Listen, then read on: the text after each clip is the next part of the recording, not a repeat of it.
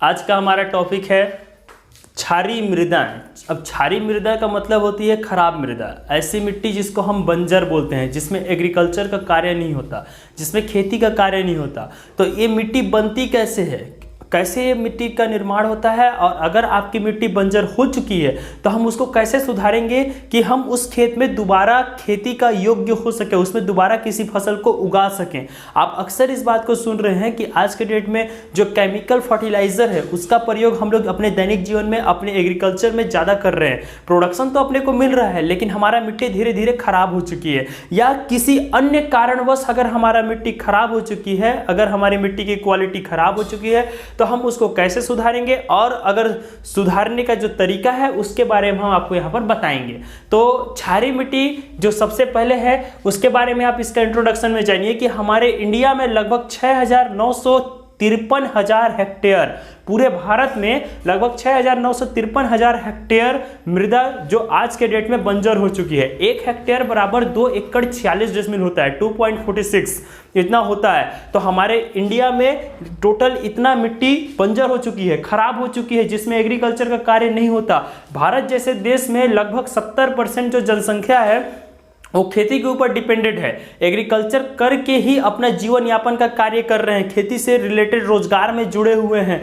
तो इसमें यह बहुत ही ज़्यादा व्यापक समस्या है। अगर हमारी मिट्टी खराब हुई है तो उसको सुधारने के तरीके के बारे में जहाँ पर अध्ययन करेंगे उसी को हम बोलेंगे रिक्लामेशन मेथड ऑफ क्षारीय मृदा। ऐसा नहीं है कि सिर्फ क्षारीय मिट्टी होती है तो मिट्टी खराब हो गई है, मिट्टी अगर अम्लीय भी हो चुकी है तब भी मिट्टी क्या होती है, खराब होती है। अब देखिए हमारे क्षारीय मिट्टी, सबसे ज़्यादा क्षारीय मिट्टी यूपी में है, 13,000 हेक्टेयर लगभग यूपी की मिट्टी खराब हो चुकी है। और क्षारीय मिट्टी का हम परिभाषा कैसे बताएंगे, वे भूमियां जिनमें घुलनशील लवणों की इतनी अधिक मात्रा पाई गई जाती है जिनकी उपस्थिति के कारण भूमि की उर्वरा शक्ति नष्ट हो जाए और पौधों की वृद्धि में बाधा उत्पन्न हो सके।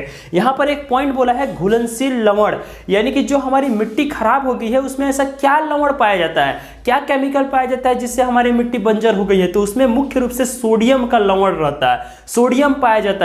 सोडियम अगर आपकी मिट्टी में जरूरत से ज्यादा हो चुकी है तो आपकी मिट्टी क्या हो जाएगी, बंजर हो जाएगी। आप दूसरे भाषा में देखिएगा पीएच होता है, पीएच का फुल फॉर्म पोटेंशियल हाइड्रोजेनिक या पावर ऑफ हाइड्रोजन बोला जाता है। जिस मिट्टी का पीएच मान 8 से 14 के बीच में हो जाएगा, यानी 7 से अधिक हो जाएगा, उस मिट्टी को हम क्या बोलेंगे, क्षारीय मृदा। एक प्रकार का एल्कलाइन सॉइल, यानी कि हमारे मिट्टी क्या हो चुकी है, खराब हो गई है, जिसको इंग्लिश में कैल्केरियल सॉइल के नाम से भी जानते हैं। तो ये आपका हो गया क्षारीय मिट्टी का डेफिनेशन। तो क्षारीय मिट्टी बनता कैसे है, क्या कारण है कि क्षारीय मिट्टी बन रहा है, causes of alkaline soil in formation, यानी एल्कलाइन सॉइल का फॉर्मेशन क्यों होता है, किस कारण से होता है। तो पहला पॉइंट लिखा है शुष्क एवं अर्ध शुष्क क्षेत्र का होना, यानी जो हमारे मिट्टी जो है वो अधिकतर क्या हो चुकी है, आधा टाइम तक सूखा रहेगा, आधा टाइम तक गीला रहेगा।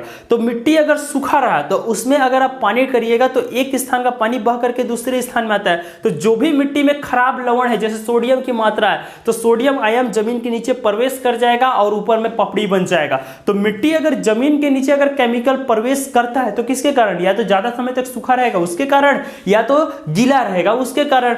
यानी कि पानी को निकालना भी जरूरी है और खेत में पानी डालना भी जरूरी है। तो इस बात को हम लोग को मेंटेन रखना है। दूसरा, उचित जल निकास का न होना, यानी कि अगर हमारे खेत में जरूरत से ज्यादा समय तक, अगर हमारे खेत में क्या हो चुकी है, पानी भरी हुई है, तो जो भी लवण है, लवण की जो मात्रा है या खराब चीजों, धातुओं की जो मात्रा है, वो एक स्थान से बहकर दूसरे स्थान में जैसे ही आता है तो हमारी मिट्टी क्या हो जाएगी, धीरे धीरे खराब होना शुरू हो जाएगी। तो हमको क्या करना है, समय समय पर खेत से पानी को बाहर निकालना है। अगर आप समय समय पर खेत को से पानी को बाहर निकालिएगा तो आपका मिट्टी खराब होने से बचते रहेगा। एक ही धरातल पर बार बार जोताई करते रहना। एक साल में 3 सीजन होते हैं, खरीफ, रबी और जायद। अगर आप जरूरत से ज्यादा मात्रा में भूमि का दोहन करिएगा, केमिकल का प्रयोग करिएगा, फर्टिलाइजर का प्रयोग करिएगा, तो आपकी मिट्टी धीरे धीरे क्या हो जाएगी, खराब हो जाएगी। यानी कि समय समय पर क्रॉप रोटेशन भी करना है और समय समय पर मिट्टी को पड़ती भी छोड़ते रहना है। कम वर्षा का होना, जिस स्थान पर बहुत कम वर्षा होती है, यानी कि जहां की वार्षिक वर्षा 400 मिलीमीटर से कम होती है, एनुअल वर्षा, तो अगर उससे कम हो गई तो वहां की मिट्टी धीरे धीरे क्या होती है, खराब होना चालू हो जाती है, क्योंकि मिट्टी सूखा रहेगा। जो भी लवण है, जो भी धातु है, जो आसपास का गंदगी हो, एक स्थान पर मिट्टी से नीचे क्या हो जाएगा, घुसते जाएगा, धातु मिट्टी के नीचे प्रवेश करेगा।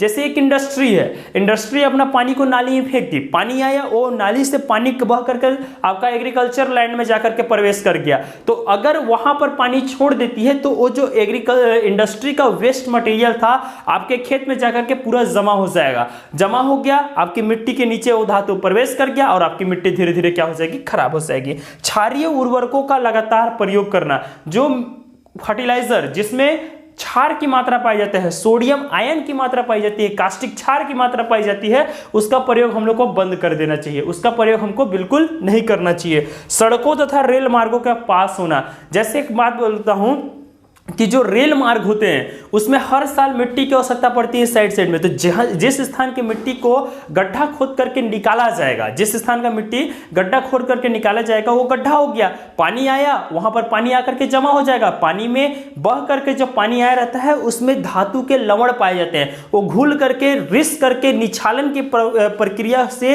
वो जमीन के नीचे प्रवेश कर जाएगा और आपका सॉइल धीरे धीरे क्या हो जाएगा, खराब हो जाएगा। उस स्थान के सॉइल को दूसरे स्थान में ले जाएंगे तो मिट्टी भी धीरे धीरे हो जाएगी, बंजर हो जाएगी। तो यही आपका बंजर भूमि बनने का कारण। अगर बंजर भूमि आपका बन चुका है तो हम उसको कैसे सुधारेंगे? रिक्लामेशन मेथड ऑफ एल्कलाइन सॉइल या एल्कलाई सॉइल, इसको एल्कलाई भी नाम से भी जानते हैं, एल्कलाइन के नाम से भी जानते हैं, ऊसर नाम से भी जानते हैं और क्षारीय नाम से भी जानते हैं। इस बात को याद रखिएगा। हमारे पास सुधारने का 3 विधि है। पहला है यांत्रिक विधि।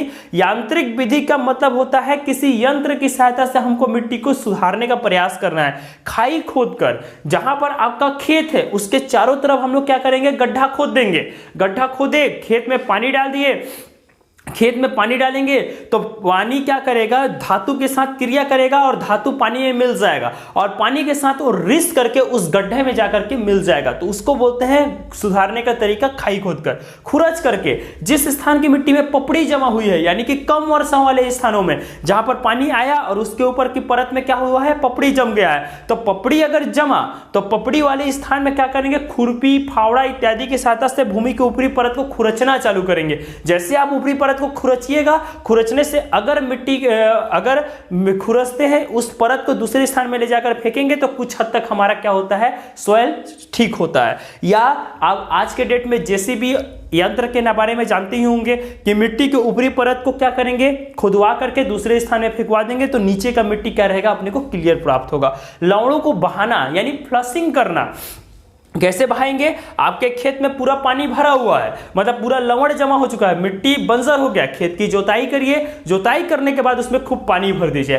जब तक वो पूरा लवण ऊपर ना आ जाए तब तक हमको पानी भरना है। 1 दिन, 2 दिन, 3 दिन, 1 सप्ताह तक पानी भर कर रखना है। तो नीचे का जो लवण रहेगा वो पानी में घुल करके ऊपर आ जाएगा। अचानक आप क्या करिए, मेड़ को काटिए, जल निकास करिए, नाली की सहायता से उसको नाले वगैरह में ट्रांसफर कर दीजिए। तो आपका ऊपर का जो क्या बोलते हैं, जो लवण की मात्रा रहेगा वो धीरे धीरे क्या हो जाएगा, बह करके दूसरे स्थान में चला जाएगा। निछालन मतलब रिसना, निछालन का मतलब होता है लीचिंग का प्रोसेस। जो आपका खाई खोदने का प्रोसेस था वही सेम प्रोसेस इसमें भी है कि आप मिट्टी के चारों ओर, यानी कि जिस स्थान का मिट्टी आपका खराब हो चुका है उसके चारों ओर गड्ढा खोदिए या साइड में गड्ढा खोदिए, ढलान है, खेत में पानी भरिए, पानी भरने के बाद धातु उसमें मिलेगा और ओस रिस करके दूसरे स्थान में चला जाएगा, उसी को बोलते हैं निछालन। अब हम क्या करेंगे, केमिकल डालेंगे। कुछ ऐसा भी केमिकल रहता है जिसको डालने से हमारा मिट्टी क्या हो सकता है, सुधर सकता है। तो पहला होता है कैल्शियम सल्फेट, जिसको जिप्सम सीमेंट के नाम से जाना जाता है। इसको हम लोग खेत में ले जाकर के छिड़क देंगे। आप खेत में भुरकाव करिए, उसके बाद खेत की जोताई करिए तो जिप्सम जैसे खेत में मिलेगा कुछ हद तक बंजर भूमि क्या हो जाएगा, सुधरना चालू हो जाएगा। पायराइट्स का भी प्रयोग कर सकते हैं जिसको फेरस सल्फेट के नाम से जानते हैं। इसका भी पाउडर डस्ट फॉर्म को हम खेत में ले जाकर भुरकाव कर सकते हैं। सल्फर डाल सकते हैं जो एक प्रकार का माइक्रो न्यूट्रिएंट्स है, वो कुछ हद तक बंजर भूमि को सुधारने का प्रयास करता है। उसके अलावा आप फेरस सल्फेट या अमोनियम सल्फेट नामक दवाई को भी डाल सकते हैं। एक प्रकार का फर्टिलाइजर है जो केमिकल की मात्रा को कम करने का प्रयास करता है, यानी जो क्षारीय हो चुकी है उसको अम्लीय करने का प्रयास करता है, न्यूट्रल करने का प्रयास करता है, जिससे वहां पर मिट्टी क्या हो सके, उसमें एग्रीकल्चर का कार्य हो सके। जरूरत से ज्यादा अगर क्षारीय हुआ फिर भी दिक्कत है, जरूरत से कम भी अगर अम्लीय होता है फिर भी दिक्कत है। यानी कि मिट्टी का अगर आप कल्टीवेशन करते हैं, मिट्टी में किसी भी चीज का कल्टीवेशन करिए तो मिट्टी का पीएच मान 4 से लेकर 7.5 के बीच में होना चाहिए, 5 से 6.5 के बीच में होना चाहिए, ताकि उससे हमको अच्छा ग्रोथ मिले, अच्छा प्रोडक्शन मिले। बायोलॉजिकल मेथड, बायोलॉजिकल का मतलब ये होता है किसी जीवों के अवशेष के द्वारा हम अगर मिट्टी को सुधारने का प्रयास करेंगे उसी को बोलेंगे बायोलॉजिकल मेथड। जैसे सीरा, आप जानते होंगे शक्कर को पानी के साथ घोल करके गर्म करने से जो चाशनी बनती है उसी को सीरे बोलते हैं। तो शक्कर को घोल करके खेत में डालिए, कुछ हद तक धातु को क्या करता है, वो को नष्ट करने का प्रयास करता है, बंजर भूमि को सुधारने का प्रयास करता है। छाछ, छाछ का मतलब गन्ने का, जो गन्ने आप देखे होंगे, गन्ने के को अगर आप छिलिएगा तो ऊपर का जो कचड़ा रहता है उसी को छाछ बोलते हैं। तो जो प्लांट का रेसिड्यूस है उसको अगर आप खेत में डालिएगा उससे भी मृदा क्या होती है, सुधरती है। उसके अलावा आप गोबर की खाद, कंपोस्ट खाद, केचुआ खाद का प्रयोग करिए, जैविक उर्वरक का प्रयोग करिए, पोल्ट्री उर्वरक का प्रयोग करिए, जिससे क्या होता है हमारी मिट्टी धीरे धीरे सुधरने का प्रयास करती है। प्रतिरोधी फसल, यानी हमको लगातार धान मतलब एक ही खेत में धान, गेहूं, मटर, मक्का नहीं बोना चाहिए, बदल बदल कर बोना चाहिए, यानी क्रॉप रोटेशन का प्रयोग करना चाहिए। तो उससे क्या होता है, कुछ प्रतिरोधी फसलें जो बंजर को भी सहने का क्षमता रखता हो, जैसे आप तिल सुने होंगे, बंजर भूमि में उसको उगाया जाता है। उसके अलावा संतरा, बरसीम, चुकंदर, इन सब फसलों को हम लोग क्या करेंगे, खेतों में उगाएंगे, ताकि हमारा भूमि जो बंजर हुआ है उसको ठीक कर सके, सुधारा जा सके। आप सुने होंगे अरंडी का फसल, जिसको राम तिल के नाम से जाना जाता है, जेट्रोफा, जिसको बायोडीजल जिससे बनाया जाता है, वो भी पौधा के जड़ बंजर भूमि को सुधारने का प्रयास करता है। एक प्रकार का उससे अपने को डीजल भी मिलेगा और एक प्रकार से हमारा मिट्टी भी धीरे धीरे क्या हो जाएगा, सुधरेगा। तो यही है हमारा क्षारीय मिट्टी के बारे में। क्षारीय मिट्टी एक प्रकार का कैलकुलियर सॉइल है जो खराब हो चुकी है, उस खराब मिट्टी का बनने का प्रोसेस मैं इधर बताया हूं, और कैसे सुधारा जाएगा उसके बारे में भी बताया गया है। याद ये रखिएगा आप कि अगर मिट्टी का पीएच मान 8 से अधिक हो चुका है तो वो मिट्टी क्या हो चुकी है, आपकी खराब हो चुकी है। इंडिया में अगर सबसे ज्यादा कहीं पर बंजर भूमि है वो कहां है, उत्तर प्रदेश में। इस बात को भी याद रखिएगा, क्योंकि हमारा इंडिया एक प्रकार का कृषि प्रधान देश है। यहाँ की जो जनता है वो एग्रीकल्चर के ऊपर डिपेंड करती है, जीवन यापन का कार्य करती है, और लगातार अगर ऐसे ही लगातार अगर हमारा मिट्टी खराब होते जाएगा तो क्या हो जाएगा, हमारे इंडिया को एक दिन भूखमरी से कोई नहीं बचाया जा सकता। इसलिए आपको हर हाल में मिट्टी को सुधारने का प्रयास करना चाहिए और आसपास के लोगों को जागरूक करना चाहिए। धन्यवाद।